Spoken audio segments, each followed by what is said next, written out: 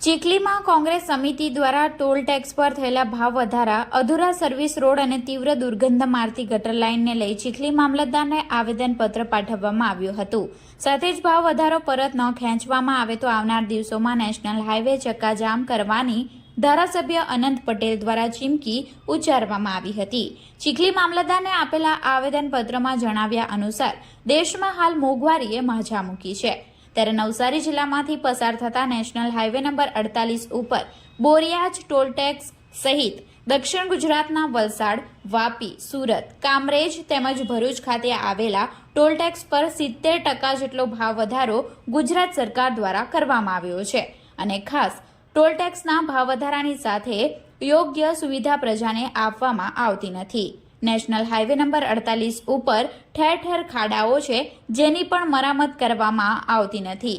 એક ટોલ ટેક્સથી બીજા toll tax વચ્ચેનું અંતર 60 કિલોમીટર જેટલું હોવું જોઈએ, પરંતુ નવસારીના બોરિયાજ અને સુરતના કામરેજ ટોલ ટેક્સ વચ્ચે 55 કિલોમીટરનું અંતર છે, ત્યારે અચાનક જ સુવિધા વગર 70% જેટલો ટોલ ટેક્સ વધારો કરવામાં આવ્યો છે, જેનાથી પ્રજા પર મોટું ભારણ પડે તેમ છે।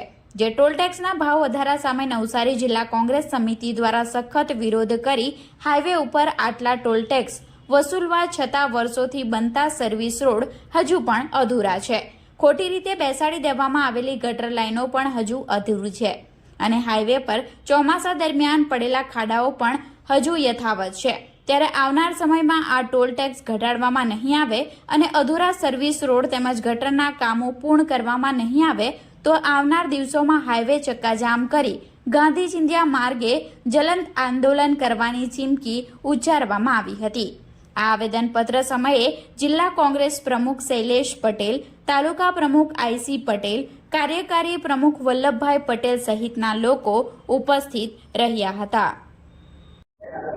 ચીખલી તાલુકા કોંગ્રેસ સમિતિ દ્વારા આજે અમે મામલતદાર, પ્રાંત અધિકારીને મામલતદાર દ્વારા આવેદનપત્ર આપ્યું છે કે આખા વિસ્તારમાં નવસારી જિલ્લા હોય, વલસાડ જિલ્લો હોય કે સુરત જિલ્લો હોય, બધી જ જગ્યાએ ટોલ ટેક્સના ભાવ વધારો કરવામાં આવ્યો છે, પરંતુ ભારતના બંધારણ આર્ટિકલ 19 મુજબ અમને ભારતમાં ગમે ત્યાં હરવા ફરવાનો અધિકાર છે। કોઈ પણ પ્રકારની ફી ચૂકવવા વગર એનો અમારો અધિકાર જે બંધારણમાં આપ્યો છે એનું હનન થાય છે।